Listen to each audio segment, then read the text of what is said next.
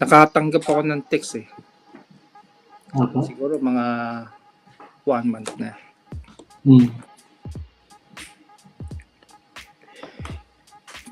Nakatanggap ako mismo, nag-leak dun sa kanilang grupo na tinatrack niya daw ako. Okay. Hindi ko alam kung tungkol kay Glenn to o tungkol sa akin. Hindi lang sila nakalipad kasi nga hindi sila pinayagan ng Italian government. Makapasok. Dahil nga may pandemic. Hindi sila binigyan ng meron silang order eh. Kita mo, mabait pa rin ng Diyos. Nasa atin pa rin ng Diyos. Puro kasi sila nag-iisip ng masama eh. Kasamaan para sa kapwa. Ginagamit ninyo ang instrumento ng NBI eh. Ginagamit nyo lahat ng access. Salamat na lang sa Diyos at hindi kayo pinayagan. At hindi rin ako papayag na kunin ninyo ako dito. At kunin nyo si Glenn. Hindi ko ibibigay sa inyo. Nung una, inoperan ako. Makipagtulungan daw at kunin daw si Glenn at pauwiin. Para ano? SOP. Lumang tugtugin na yan, Victor Lorenzo. Hindi ka nakakatuwa.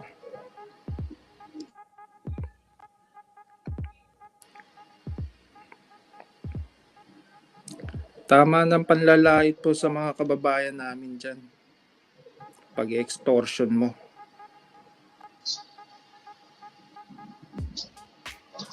Kung hindi ka makakuha dito, bahala na ang Diyos sa'yo. Bahala na ang taong bayan sa'yo.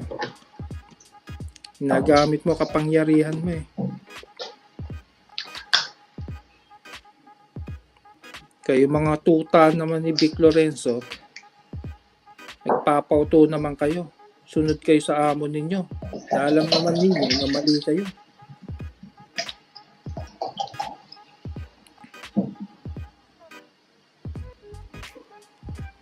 Magkaalaman na tayo dito. Tapos hahamunin mo pa ako ng barilan. Yan ba ang tama? Yan ba ang tamang leader? Barilan agad? Di ba pwede magpaliwanag muna tayo? Kung makapagmura ka, wagas. Hindi naman ikaw nagpapakain sa akin para magmura ka.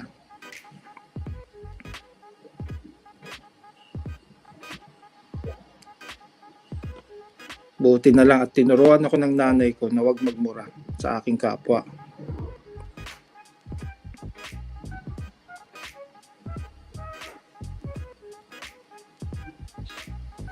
Yan po talaga ang totoo. Ang Cybercrime Division ay napakadumi na sangay ng NBI. Andyan lahat ng pera.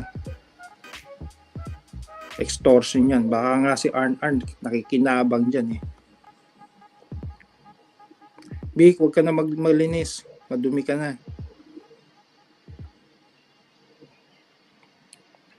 Patutunayan ko yan, hindi sa social media. Hindi kagaya mo, putak ka ng putak, wala ka namang alam.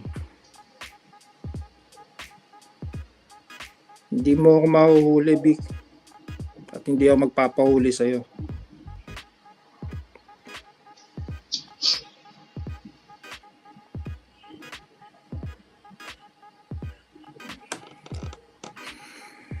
Pasensya na, Mac. Medyo... Wala pong problema. Hindi kasi tama eh. Hindi na tama kasi yung yung bang mananahimik ako. Kailangan din malaman din ng taong bayan. Kung gusto niyo ng preba, marami akong preba na ilalabas. Hindi dito. Pasensya na po kayo. Hindi ho ako katulad ni Vic na nagpapa-interview. Kriminal na agad yung kanyang bitaw ng bunganga niya. ng salita niya. Hindi pa nga hinihiring, kriminal na agad. Vic, hindi ganun. Isa kang ehemplo, isa kang leader dyan. Dapat nire-respeto mo. Hulihin mo lang, huwag ka na magpa-interview. Hindi tama yun. Nagawa mo trabaho mo, huwag ka na magpa-interview. Ginagawa mo pang criminal yung isang tao, hindi pa nga napapatunayan sa husgado. Binali nyo pa ngayon justice system, tinatakot nyo ngayon si Judge Manuel. Nakarating sa akin lahat yan, Vic. Yung pananakot nyo, pa-text-text nyo, patawag-tawag nyo.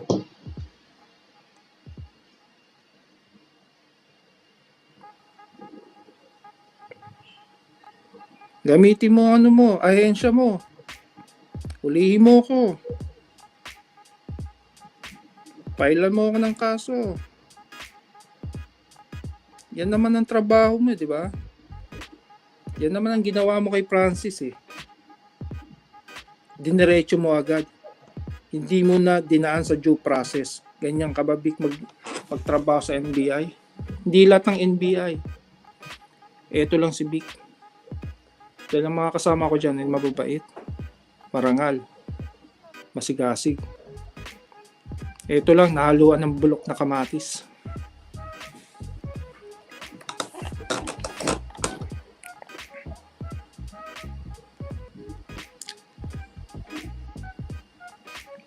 Kung gusto mo makatapat, doon tayo sa proper. Doon tayo maglabasan ng ebidensya. Nahamon mo ako, ano ebidensya ko para sa'yo? Marami.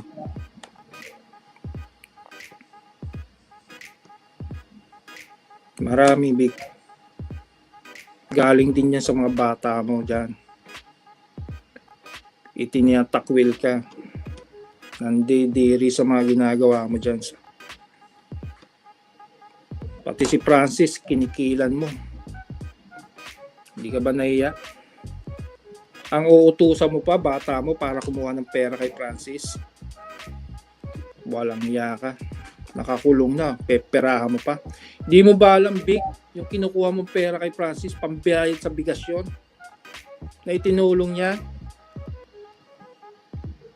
Ihuda di puta ka, Vic. Victor Lorenzo.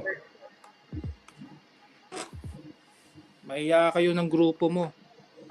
Cybercrime Division. Hindi ako nagpaparatang. Yan ang totoo. Real talk tayo.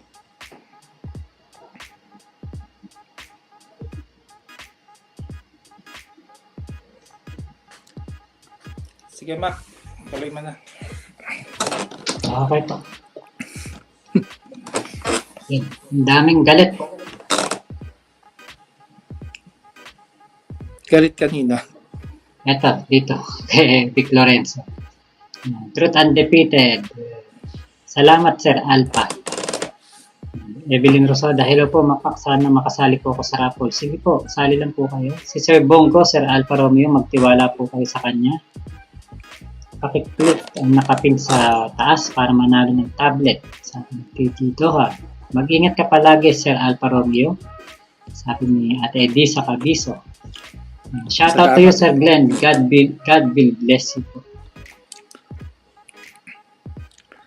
Pwede natin interview si Glenn, siguro. Pero kaya mas maganda interviewin lang natin. Then kung meron na talagang kukuha sa kanya dito, mas magiging mapanatag ang aking kalooban pati. Kung meron kukuha dyan sa ating kabaro dyan na mababait, sana hindi naman lahat ng taga-bureau masasama eh. Mababait yan. Mararangal. Hinahangaan ko yung iba dyan. Yung iba matanda na dyan eh. Kilala ko yan. Mababait yung mga yan. Nahaluan lang ng bulok na kamatis eh.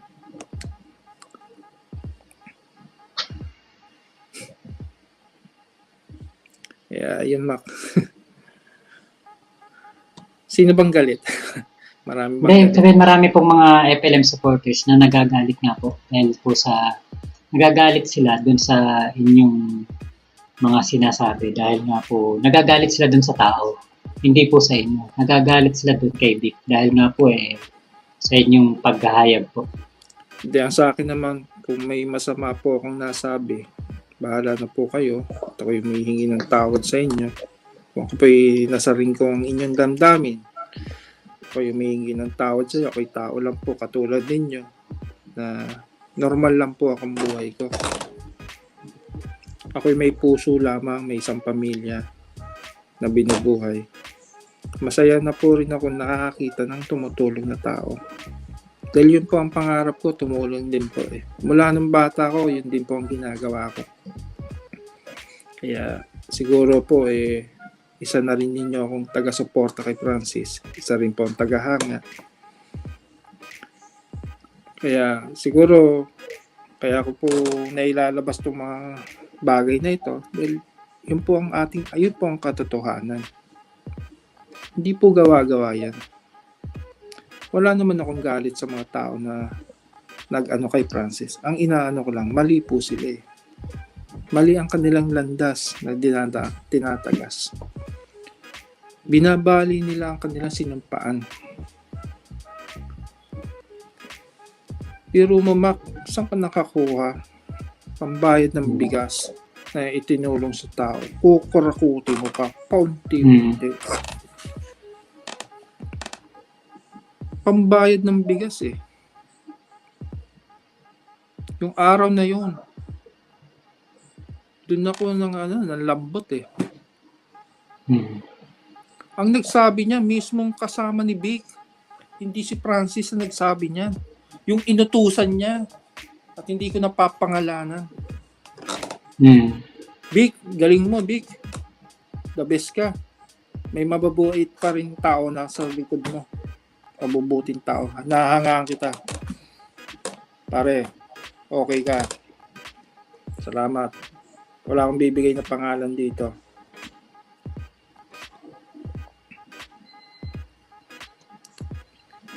A good leader must be a good follower. Etong gago na to, Victor na to. Hindi to good leader eh. Destroyer pa to eh.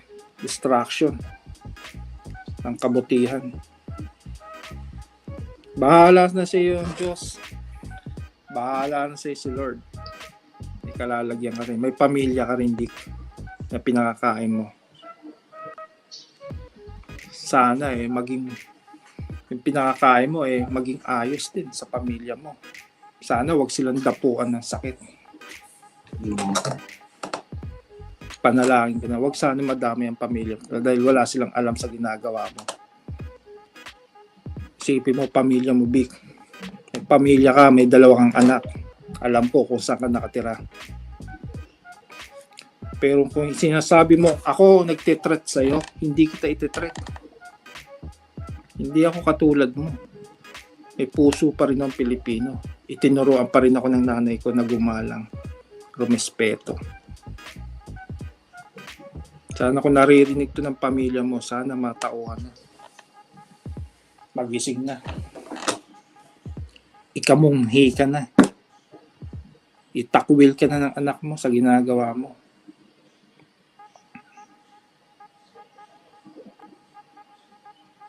Sana makarating itong message sa'yo. Hindi ako natatakot sa'yo.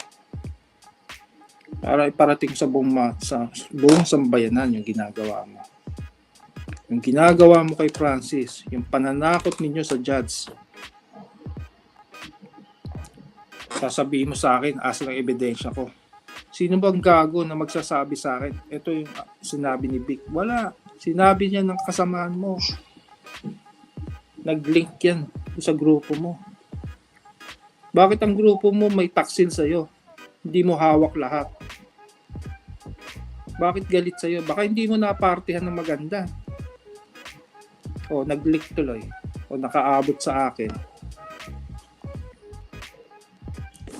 Weather lang, Vic. Ang gulong, umiikot. Hindi lagi ka nasa taas. Babagsak ka rin. Darating ang araw, babagsak ka. Ang magbabagsak na sa'yo, ang Panginoon Diyos. Hindi ako. Dahil ako, ayaw kong Sa akin manggaling yan. Hayaan ko na ang Diyos sa'yo. Bahala na ang Diyos sa'yo. Diba, Mac? Hmm. Pero, ano lang ako doon. Nag-link ka sa akin. Hmm. Pero si Francis na bit-bit nun. Biro mo to, may inutusan siya. Kunin yung pera, utay-utay. May 2.7 si Francis ang dala, pambayad ng bigas. Papa. Kinuha yun. Utay-utay yun. Siyempre, alam ko naman, Mac, pag nakakulong ang isang tao dun, talagang minsan, talagang ikakanta mo na ikaw pumatay kay Jose Rizal sa sobra nilang higpit. Pero hindi ko nabibigay yung details. Labag sa aming protocol. Sa pag nakakulong ka doon, talagang bibigay at bibigay ka. Andiyan yung mga pananakot. Andiyan yung papatay kita. Lalagyan ko ng laso mo. Walang nakakalam. Wala namang media dito. Labas ka ng pera mo. Kung hindi, lagyan ka ng lason dito. Wala namang media. Wala namang kasagwat ko yung mga nagbabantay dito. Sabihin lang namin nagbikti ka. O, tapos na, boxing. Big. Ayos yung ginawa mo. Sana makarating to kay Pangulo Hindi ako natatakot, Big. Gusto mo, doon tayo sa harap ni Pangulo Naglabasan tayo ng ebidensya. Anong ebidensya mo sa akin? Hindi mo nga ako kilala Ikaw, kilala kita. Doon tayo sa kay Pangulo. Partida ka, nakaupo ka na. Ako, sino ba ako? Isa akong normal na tao lang.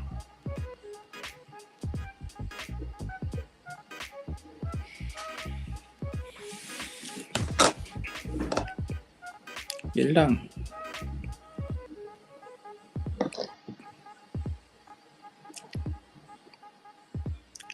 Salamat po, Kuya Alpha. Natutulala kayo lahat Hmm. Lahat ba nakikinig? Opo, tahimik lang kami. Salamat parang Alpha sa at least alam mo, mag-statement ako makamata. Sige po, Lalong parang Alpha, narinig mo ako. Yes. Salamat pare sa sa pagsagot mo sa tanong ko. Medyo weird, siyempre lalong mo kaming binigyan ng kaming lahat sa baba. Lalo mo kaming binigyan ng kahalaga at lalong naniniwala sa pinaglalaban namin at hindi kami nagsisisi sa pagmamahal kay idol natin. Kasi maraming mga isipan na naglalaro pa dyan sa hangin, parang ganun Kaya salamat. Okay. Salamat nandiyan ka pare.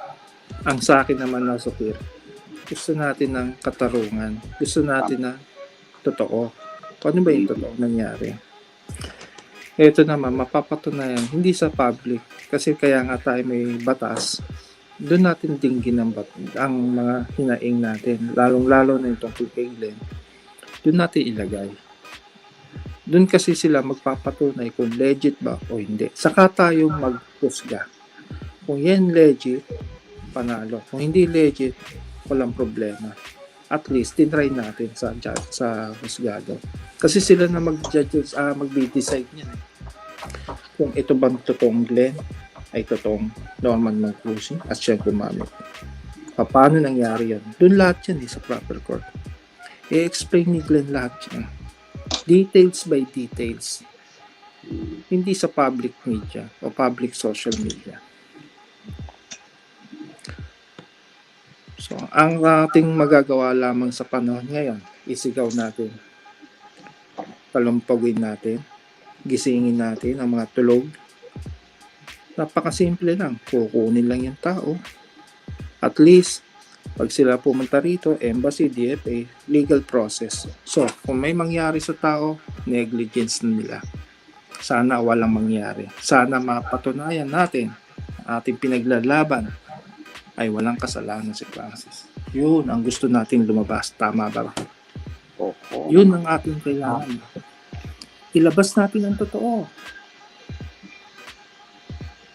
Iuwi natin itong tao na to para malaman ang katotohanan na inosente si Francis. At iginiit, pinersecute, pinersonal. Yun ang gusto nila gawin kay Francis.